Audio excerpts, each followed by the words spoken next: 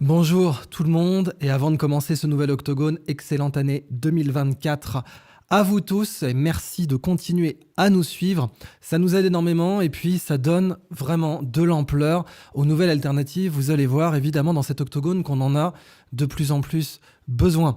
Alors oui, 2024, on est encore en vie, rien que ça c'est une victoire, hein, vous savez.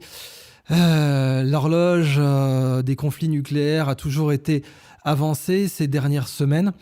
C'est toujours agréable de voir que le camp de la raison est encore aux manettes, même s'il y a des abominations et des atrocités qui se passent. Et hélas, on doit en parler dans cet octogone. Alors, attaquons d'entrée de jeu. On a tellement de choses sur lesquelles on doit parler. Donc, bien entendu, l'Afrique du Sud qui a déposé une plainte contre Israël pour génocide.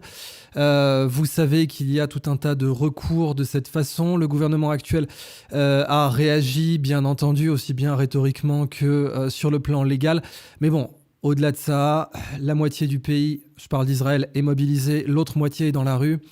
À un moment donné, le gouvernement actuel va se rendre compte qu'il a emmené son pays dans une impasse et même si on parle des intérêts nationaux bien sentis, il va falloir à un moment donné envisager une solution à deux États. Alors, je sais que plein de gens disent non, il faudrait un seul État binational.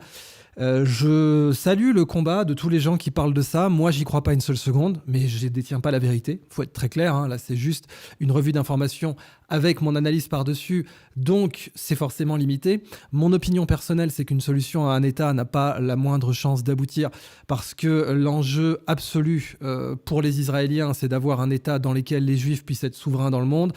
Ça mènerait à une course à la démographie si on avait un État binational, ou alors il faudrait un niveau de maturité intellectuelle-politico-spirituelle que je ne vois pas arriver en 2024. Mais, comme je l'ai dit dans une dernière vidéo, il y a une vraie opportunité pour la paix, puisque maintenant, après l'état de sidération, après toutes les conneries que l'administration Netanyahou-Ben Gvir a faites, même du point de vue de l'intérêt national israélien, c'était des conneries. Donc c'est vous dire si c'était des conneries, parce que bien entendu, du côté palestinien, c'était des conneries, des atrocités, des abominations, mais du côté même israélien, c'était des conneries faramineuses qui n'étaient ni faites ni à faire.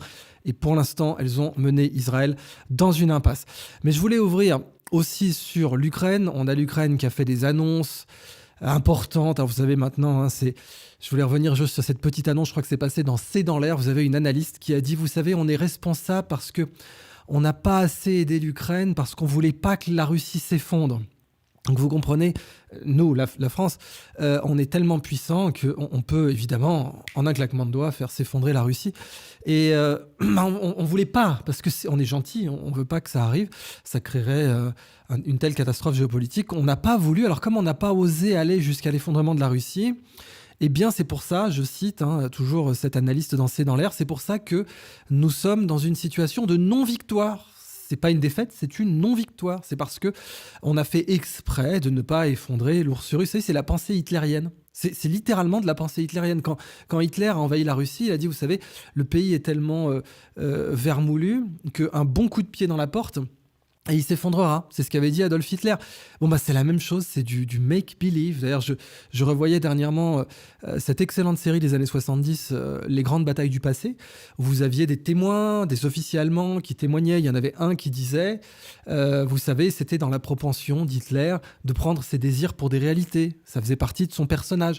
Et on voit en fait cette pensée identique aujourd'hui dans une certaine coterie parisienne qui est complètement déconnectée de la réalité, qui tourne en circuit fermé dans les arrondissements à un chiffre, et qui a une vision du monde qui est complètement déconnectée du réel, complètement, que ce soit avec les gilets jaunes, que ce soit avec le système de retraite, que ce soit avec l'environnement, ou que ce soit donc avec l'Ukraine. C'est cette coterie dégénérée qui vraiment tourne en boucle sur les plateaux, pense pareil, fréquente les mêmes salons, fréquente, pardonnez-moi, les mêmes partous, fréquente les mêmes soirées chemsex, et pense pareil en dépit de tout lien avec le réel. Donc on a un pays, la Russie, qui fait du 3,5% de croissance, qui fait 3 fois plus de croissance que la France, plus de 3 fois plus de croissance que la France, en étant le pays le plus sanctionné depuis l'Afrique du Sud. Et nous, à Paris, dans les arrondissements à un chiffre, on était capable, avec une pichenette, de la faire s'effondrer. Donc ça m'invite à complètement revisiter même les déclarations de Bruno Le Maire. Peut-être qu'il y croyait. Peut-être que Nono le rigolo, il y croyait quand il a dit « je vais faire s'effondrer l'économie russe ». Peut-être qu'il y croyait. Parce que si on a une personne qui arrive de bonne foi sur C'est dans l'air et qui dit ah non mais vous comprenez, on tenait la Russie entre nos mains, ça va de soi, hein, mais comme on est bienveillant, on a décidé de ne pas l'effondrer par altruisme envers le peuple russe, tout à fait. Voilà, bon, donc en face, l'Ukraine essaie d'obtenir des petites victoires de communication, abattre un drone par-ci, entamer la coque d'un navire de ravitaillement ou d'un navire semi-décommissionné par là, enfin, des trucs qui n'ont aucun impact stratégique. Cependant, qu'en face, la Russie avance, prend Avdiivka et est dans une position où, encore une fois, l'Ukraine a intérêt à faire la paix très rapidement, plutôt que de massacrer sa population dans une guerre qu'elle ne peut pas gagner et qu'en fait, elle ne pouvait pas gagner. Il y a des guerres dont les seules façons de les gagner est de ne pas les faire. Il y a eu plus de 8 ans pour ne pas faire cette guerre avec les accords de Minsk. Ces 8 ans n'ont pas été saisis. Aujourd'hui, c'est une catastrophe géopolitique. Bon, quand je vois les conneries que C'est dans l'air balance, ou laisse balancer, parce que je pense quand même il y a des gens intelligents dans cette émission qui se disent, bon, ils se mettent en mode musique d'ascenseur, ils sont là, allez, on la laisse balancer son make-believe, et puis on enchaîne, parce qu'on est obligé de faire ça. Mais je vois l'intérêt de l'octogone. Bon. Autre dépêche, l'affaire Epstein. Alors, l'affaire Epstein, donc un juge balance une liste de noms, on a des rumeurs maintenant très persistantes au Royaume-Uni qui nous disent que le prince Charles envisagerait d'abdiquer d'ici quelques années pour laisser la place à son fils aîné. Non pas que le prince Charles lui-même soit mouillé dans l'affaire Epstein, mais son frère, le prince Andrew, oui. Et ça, c'était des rumeurs complotistes, et puis aujourd'hui, c'est vrai. Alors, ça commence à faire beaucoup de trucs complotistes qui sont vrais. Il va falloir que vous trouviez des amis complotistes, en tout cas à vos amis normies, hein, donc les Parisiens des arrondissements à un chiffre qui pensent que la France tenait la Russie entre ses mains. Il va falloir que vous leur recommandiez de fréquenter les amis complotistes, histoire de se prémunir, de diversifier leur portefeuille de positionnement, parce que ça peut toujours leur servir.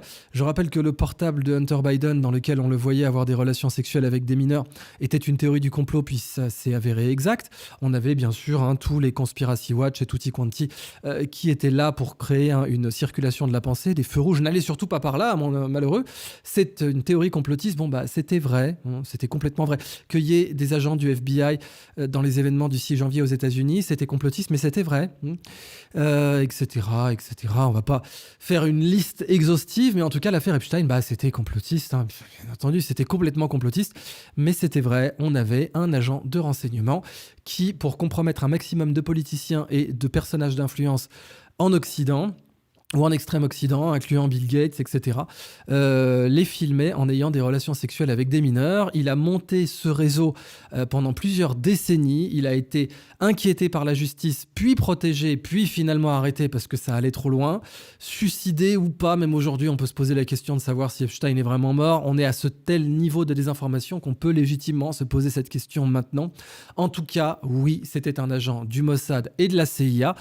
Et le fait que ce soit confirmé que c'est un agent du Mossad, c'est Monsieur Maxwell lui-même qui l'a balancé dans une interview. Alors, la première chose que n'importe quel Israélien devrait faire, c'est une foutue interpellation à la Knesset en disant comment vous avez laissé nos services organiser un réseau avec des mineurs pour compromettre. Alors certes, ok, par la Russe, tu feras la guerre, très bien. Les compromates, on connaît, tout le monde le fait. Mais la forme de ce compromat-là était particulièrement immonde. Autant les Natacha du KGB pendant la guerre froide, pas de problème, tout le monde le fait. Autant ce qu'a fait Epstein, c'était de l'immondice absolue. Et il y a des questions qui vont devoir être posées tôt ou tard par le peuple souverain. J'insiste sur le fait que la CIA était dans le coup. C'était inenvisageable que la CIA n'ait pas été dans le coup. Alors vous allez me dire, non, c'est le FBI. Oui, bon, le FBI était aussi dans le coup. Mais on peut remonter un petit peu aux origines de ces agences, les fameuses agences à 3 lettres, NSA, FBI et CIA. Puis vous avez bien sûr aussi après l'ATF, la DEA, enfin les Three Letters Agencies. Eh bien, la CIA, depuis qu'elle existe, a mis un point d'honneur à contrôler le FBI. Alors, comment elle l'a contrôlé ? Via le milieu, la criminalité, la grande criminalité organisée américaine, notamment Frank Costello, dont ce n'est plus un secret aujourd'hui qu'il détenait des photographies compromettantes de Monsieur Hoover. On sait, maintenant on le sait, c'est déclassifié, que John Edgar Hoover, le patron du FBI, qui avait des dossiers sur tout le monde, qui était un archiviste de formation, eh bien, avait une sexualité très particulière et la mafia le faisait chanter. D'ailleurs, c'est la raison pour laquelle John Edgar Hoover n'a jamais voulu admettre que la mafia existait jusqu'à la fameuse commission Kefauver, les papiers Valachi, quand Monsieur Valachi Valachi en italien, Valachi aux États-Unis, a balancé que la mafia existait et a donné la structure des familles. Ça a inspiré le scénario du Parrain 2 d'ailleurs. Eh bien, jusqu'à ce moment-là, la mafia n'existe pas pour Edgar Hoover. Pourquoi elle n'existe pas ? Parce qu'elle a de quoi le faire chanter. Et la CIA, qui a bossé avec le milieu de façon exhaustive, l'opération Underworld, où Lucky Luciano a été libéré de prison. Alors à l'époque, c'était pas la CIA, c'était l'OSS, mais c'était déjà une three-letter agency. Lucky Luciano donc aide au débarquement en Sicile, l'opération Husky, et à partir de ce moment-là, la CIA va utiliser le crime organisé italo-américain, notamment pour contrôler l'Italie d'après-guerre, et va maintenir des relations permanentes avec le milieu, ce qui va lui permettre deux choses: de faire chanter le FBI d'une part, d'autre part d'avoir une influence au pays, aux États-Unis, où c'est complètement illégal à la CIA d'intervenir. Mais la CIA possède un réseau de sénateurs, de parlementaires américains et même d'anciens ministres ou hauts fonctionnaires, soit qui ont fait les mêmes écoles que ces directeurs, typiquement Yale, avec la société secrète Skull and Bones, à laquelle ont appartenu George Bush père, George Bush fils et John Kerry, entre nombreux autres, soit par compromat. Et donc la CIA a tout à fait les moyens d'intervenir sur le sol américain, 100%. Elle l'a fait plein de fois, à peu près toutes les décennies. On a des preuves déclassifiées égale purgées de ce que la CIA est intervenue sur le sol américain en toute illégalité. On l'admet, on tourne la page et on dit que plus jamais on le fera, mais toutes les décennies ça se refait. Tout ça pour vous dire que l'affaire Epstein était une opération qui ne pouvait pas avoir lieu sans la CIA. Maintenant, qui a dominé qui dans cette affaire ? Est-ce que c'était le Mossad qui dominait la CIA ? Est-ce que c'était la CIA qui dominait le Mossad ? Mon opinion personnelle, c'est que la CIA reste de très loin l'agence de renseignement la plus puissante au monde. Je vous ai donné quelques exemples dans ma vidéo sur DSK, où j'ai montré que DSK allait être protégé, son avocat allait le protéger, puis d'un coup, il y a eu un moment où la CIA est intervenue, et puis du jour au lendemain, DSK a été abandonné. Et ça, pour moi, ça montre quel est le rapport de force aujourd'hui. Cependant, retenons que l'affaire Epstein était une énième théorie du complot qui s'est avérée entièrement exacte. Entièrement. Je vous rappelle qu'on avait aussi le Pizzagate, où le terme pizza devait être utilisé pour représenter des enfants dans des réseaux pédocriminels. C'était une théorie du complot jusqu'à ce que la personne même qui avait dit que c'était une théorie du complot, proche de John Podesta, le principal suspect, elle est tombée pour pédocriminalité. Bon, ça commence à faire vraiment beaucoup de théories du complot qui s'avèrent authentiques. Ah oui, bon, on parle même pas du Nord Stream. J'arrive même plus à les retenir, toutes ces théories du complot qui se sont avérées exact. Bon, 1000 pages de documents judiciaires liés au pédocriminel Jeffrey Epstein. Je rappelle que Ghislaine Maxwell a été condamnée pour trafic d'enfants et qu'aucun de ses clients n'est condamné. C'est-à-dire que c'est la seule personne de l'histoire qui a été condamnée pour trafic d'enfants, mais qui n'a trafiqué des enfants à personne. Personne n'a payé pour avoir les faveurs du réseau pédocriminel d'Epstein-Maxwell. Personne, on ne sait pas. Voilà. Et évidemment, c'est comme tous les autres compromates, quand vous avez des listes comme ça, où vous pouvez faire chanter la moitié du pays, puis des gens très importants. Je veux dire, on parle de Bill Gates, on parle de Bill Clinton, on parle du prince Andrew, on parle même de Stephen Hawking. Bon. On a vraiment des relais d'influence que vous avez dans votre poche. Vous dites, bon, tu votes cette loi, tu fais cette déclaration, tu condamnes telle ou telle chose, telle ou telle action. Sinon, je balance des vidéos de toi en train de te taper des enfants. Et c'est abominable, mais malheureusement, c'est la réalité. Et le pire, c'est que les médias actuels, toujours la mission de l'Octogone, nous ont parlé de quoi ? De l'affaire Depardieu. C'est Depardieu, depuis la mort de son fils, il est en roue libre totale, aucun problème. Le mec, il est en freestyle, et c'est un gros dégueulasse en freestyle, comme n'importe quel humain est un gros dégueulasse en freestyle. Ok. Il a enfreint aucune loi, il est poursuivi par aucune juridiction, il est mis en examen nulle part. Il se comporte comme un gros dégueulasse en privé. Bon, c'est ça l'affaire Depardieu, fondamentalement. En face, on a l'affaire Epstein, un réseau organisé pendant plus de 20 ans qui va trafiquer des enfants, les violer en réunion, peut-être même les tuer, et les vendre à des politiciens influents. Ah non, on parle de l'affaire Gérard Depardieu. C'est marrant, ça. C'est priorité médiatique, sans doute. Et puis alors, j'ai même vu une hypocrisie sublime. C'est la RTS, la radio-télévision suisse, qui a décidé de déprogrammer Gérard Depardieu à la suite de l'affaire Depardieu, alors que les mecs ont 20 ans de pédophilie derrière eux. Vous avez Raymond Zumsteg, un des anciens cadres de la RTS, qui a été le patron de l'Eurovision à Lausanne. Raymond Zumsteg a violé sa fille pendant 5 ans. Le mec est en tôle pour ça. C'était un cadre de la RTS.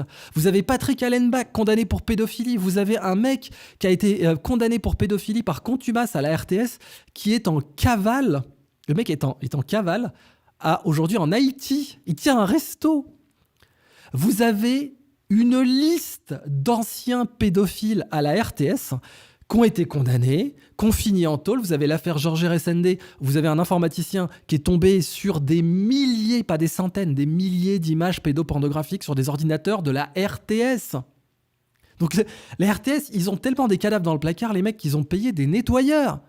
Ils ont payé des nettoyeurs. C'est-à-dire, vous aviez un article de presse dans le journal Vigous, qui est un peu le canard enchaîné du lac Léman, qui avait été écrit par Monsieur Nordman. Alors, Monsieur Nordman, il était journaliste et scénariste de bande dessinée. Il avait fait plusieurs Lucky Luke. Et Monsieur Nordman avait fait en 2007 un article qui s'intitulait « La RTS ne perd pas le pédophile ».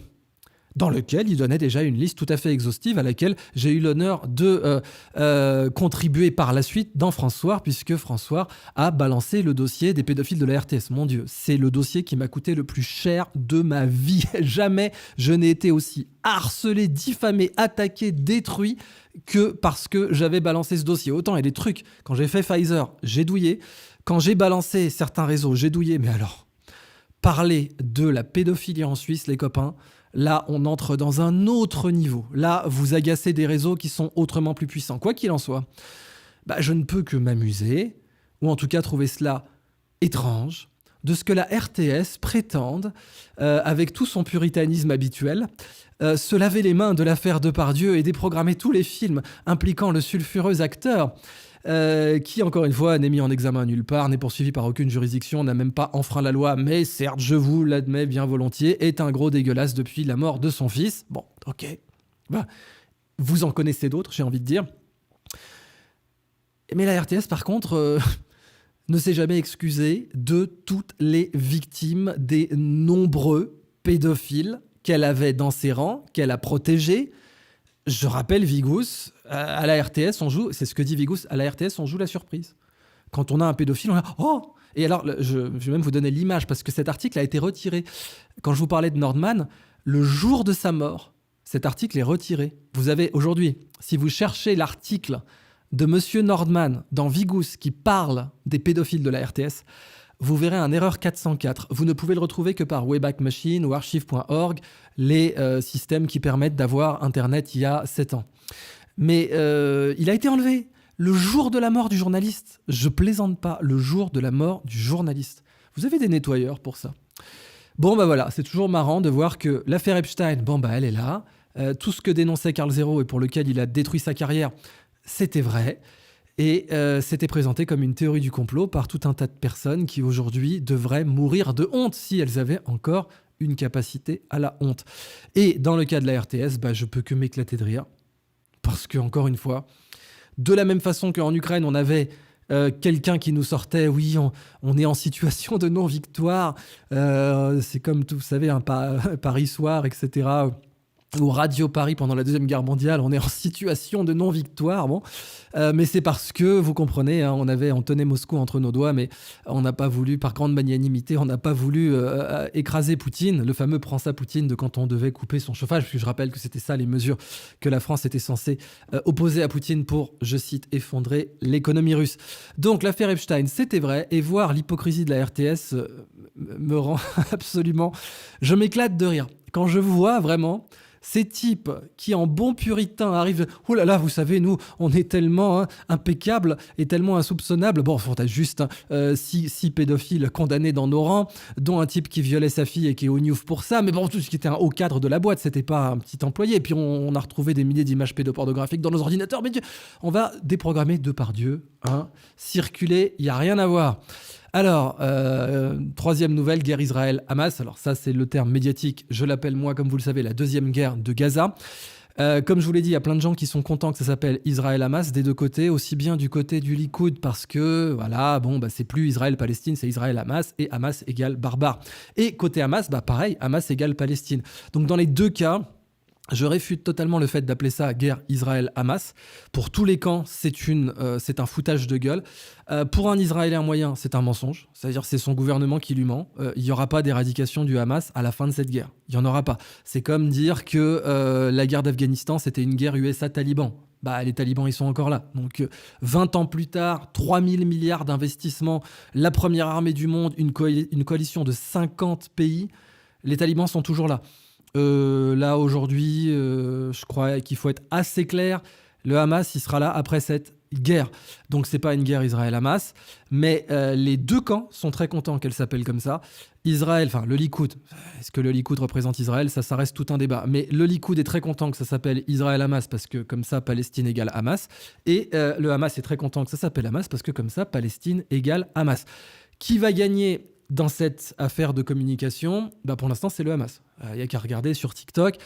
Israël considère qu'il a perdu la guerre de la communication. C'est une catastrophe. Sur tous les réseaux sociaux, c'est mortel. Et puis surtout, je rappelle que les Chinois, je l'ai mentionné dans une interview sur Omerta, mais les Chinois viennent de réaffirmer leur position concernant la solution à deux États, ce qui est un échec politique pour le Likoud. Ça n'aurait pas été un échec politique pour les partis de centre et de gauche, mais la gauche n'existe plus en Israël quasiment. Et surtout, la Chine vient de demander que toutes ces applications de cartes, donc Baidu, etc., métassent les frontières de 67. Donc ça, c'est quand même une affirmation politique très très forte. Alors, je lis quelques passages de la dépêche. Israël et la bande de Gaza ont commencé l'année sous les bombes, en effet. À Gaza, 24 000 civils sont morts maintenant. Ah oui, surtout... Le point important de cette dépêche, c'est que le Hamas continue à envoyer des roquettes. Donc, je veux dire, même d'un point de vue purement politique ou stratégique, au-delà de la politique, rien que là, c'est un échec, en fait.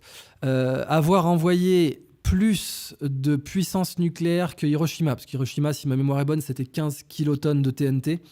Là, on est sur plus de 20 000 tonnes de bombes maintenant. Et les bombes ont un explosif plus puissant que le TNT. Donc on a 20 000 tonnes de bombes avec un explosif plus puissant que le TNT. La bombe d'Hiroshima, c'était 15 kilotonnes, donc 15 000 tonnes d'équivalent TNT, juste pour donner une idée. Certes, il y a moins de morts qu'à Hiroshima. Pour l'instant, Hiroshima, c'était 50 000 morts sur le coup. Là, c'est 20 000. Mais quand même, je veux dire, on n'est pas sur quelque chose qui va être couronné de succès, quoi qu'il arrive. Et autant...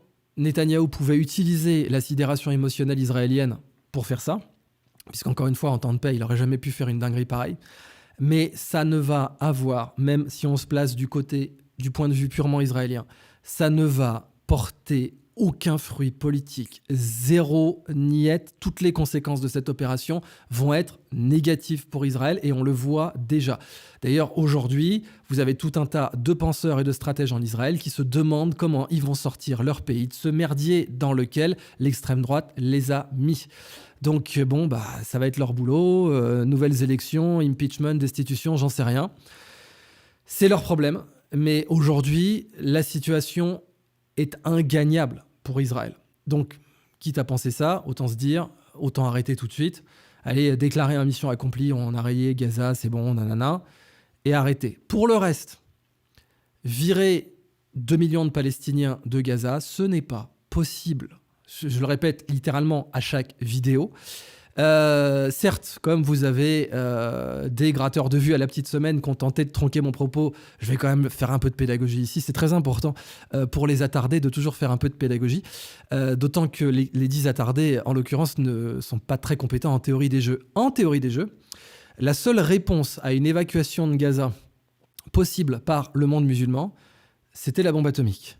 Et la seule réponse non atomique, si on essaie de nuancer les options que pouvait avoir le monde musulman, donc il possède la bombe atomique via le Pakistan, je reviens pas là-dessus, c'était, au lieu des armes de destruction massive, les armes de construction massive. Mais on était bien sûr dans un scénario complètement hypothétique, que j'appelle pas de mes voeux, c'est quand même dingue que je doive expliquer ça, mais bon, on est à l'ère des gamins de 15 ans sur TikTok, je peux pas faire les choses autrement. Mais ça, c'était la seule réponse non nucléaire possible. J'avais appelé ça New Gaza, mais c'était une hypothèse complète. C'est pas réalisable côté israélien. D'ailleurs, on voit même des ballons sondes qui explosent en vol du genre on va les envoyer au Congo. Je sais pas, enfin si plutôt je sais, dans quelle mesure des stratèges en Israël font des facepalms quand ils voient ce genre de nouvelles. Autant, certes, Ben Gvir, Netanyahou, etc., ou l'autre, j'ai oublié le nom, le ministre des Finances, autant eux, ok, ils y croient. Mais on revient au même problème que ce que j'avais évoqué typiquement quand je parlais de l'Ukraine, c'est-à-dire le make-believe. Le make-believe, la pensée magique. C'est-à-dire, si je le veux suffisamment, si je réfléchis suffisamment, si je me concentre suffisamment dessus, ça va devenir la réalité. Alors, je veux bien que ce soit vrai, par exemple, quand on est Jean-Claude Van Damme et qu'on veut devenir acteur. Ça, c'est vrai. Ça n'engage pas. Ça engage pas 2 millions, ça engage pas la volonté de 2 millions de personnes en face qui veulent pas que Jean-Claude Van Damme devienne acteur. Vous comprenez ? J'y crois tout à fait à la visualisation, à la pensée créatrice, à la capacité comme ça à se concentrer sur quelque chose. J'y crois tout à fait. Ça marche quand on est Jean-Claude Van Damme qui se dit dans une banlieue belge, un jour je serai une star à Hong Kong et à Los Angeles.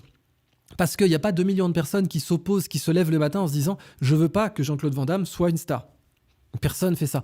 Là, par contre, en admettant que Netanyahou, c'est Smotrich, l'autre, et Ben Gvir, le trio infernal, et canaliser leurs pensées en se disant on y croit, on va dégager 500 000 Palestiniens au Congo, pendant que l'Afrique du Sud nous accuse de génocide devant les juridictions internationales, et puis on va en dégager 500 000 autres au Canada, puis le compte est bon, pif paf pouf. En face, il y a 2 millions de Palestiniens et 2 milliards de musulmans qui vont pas être pour cette solution. Voilà. Alors, encore une fois, faut jamais gâcher une bonne crise. Crise en grec, ça veut dire décider, krinein. C'est le moment idéal pour relancer des solutions à 2 États. Alors, je sais que Netanyahou en perdra les derniers cheveux qu'il a encore sur la tête, mais c'est le moment idéal pour relancer une solution à 2 États. Oui, démilitarisez, mettez tout ce que vous voulez, envoyez vos meilleurs diplomates pour exiger la démilitarisation de Gaza, mais reconnu comme un État souverain à la Monaco ou à la Singapour ou à la Chypre. Mettez vos meilleurs diplomates pour avoir un rapport de force concernant la Cisjordanie, pour l'appeler autrement, pour faire des binationaux. Démerdez-vous comme vous voulez, mais c'est le moment idéal pour faire une solution à 2 États. Sinon, Israël risque de tout perdre. Mais bon, j'ai l'impression que le trio infernal qui gouverne aujourd'hui n'est pas tout à fait conscient des risques dans lesquels il est en train de placer son pays. Quoi qu'il en soit, le simple fait que le Hamas puisse continuer à balancer des roquettes montre bien que c'est une défaite sur tous les plans, diplomatiques, économiques, stratégiques, politiques, social et militaires. Et militaires, puisqu'on a encore des roquettes qui partent. Bon. Donc c'est de la défaite sur absolument tous les plans, parce que la réaction n'était pas bonne. Et pourquoi la réaction n'était pas bonne ? Parce que Netanyahou, Ben Gvir et Smotrich, ils ont jamais eu envie d'éradiquer le Hamas, comme ils l'ont dit. C'est du pipeau irlandais. Je le répéterai pas assez, mais c'est ça la situation. Allez, dernière dépêche. Oui, certes, au Japon, on a eu un séisme. Alors, c'est vrai que le Japon est littéralement le pays le mieux équipé en moyens antisismiques. 7,5 sur l'échelle de Richter, c'est du sérieux. 84 personnes ont perdu la vie après le séisme du Nouvel An au Japon. Près de 80 autres sont toujours portés disparus. Et oui, on a eu un tsunami bien sûr après, mais ce qui est assez frappant, ça reste la capacité qu'a le Japon, pays ultra urbanisé avec une densité de population énorme, à bouffer des séismes comme ça.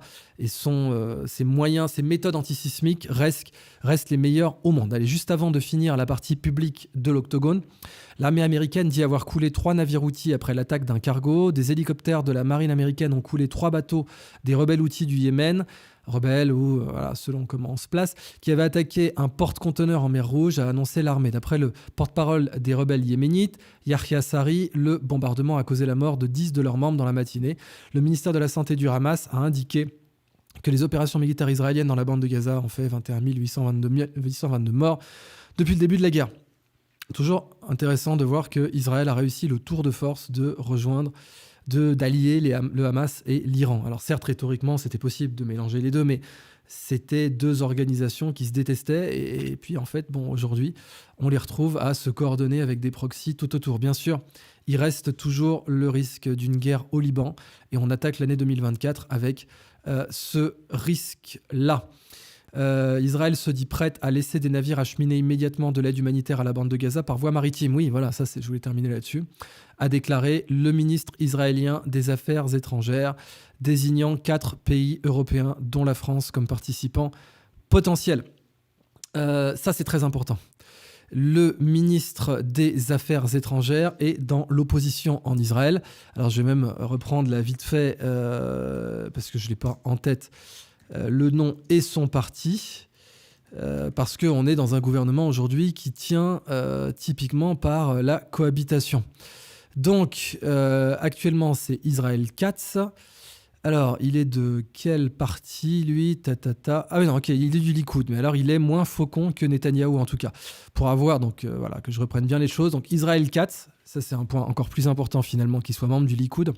C'est-à-dire un membre du Likoud lui-même a annoncé qu'il était prêt à laisser rentrer, enfin à lâcher du lest, concrètement. C'est-à-dire qu'il faut voir les choses comme ça, à lâcher du lest. Et ça me semble être vraiment une nouvelle, comment dire, importante sur le plan du diagnostic, du rapport de force qu'elle est en train de souligner, et j'insiste, il est essentiel d'utiliser la situation actuelle pour obtenir une solution de paix durable, pas de la paix foireuse, comme les accords d'Oslo ratés, bon, certes 2 assassinats, mais il va falloir une paix durable, il ne pourra pas y avoir de paix dans la région sans qu'il y ait de la justice. Il faut que les cinglés qui pensent qu'ils peuvent envoyer 2 200 000 Gazaouis dans le désert soient discrédités en Israël. Je pense qu'il y a suffisamment d'Israéliens intelligents qui sont prêts à penser comme ça. J'ai l'impression qu'une opportunité va s'ouvrir. Je ne peux évidemment pas parier sur le fait que cette opportunité pour la paix sera saisie ou non, mais je souhaite bien entendu qu'elle soit saisie.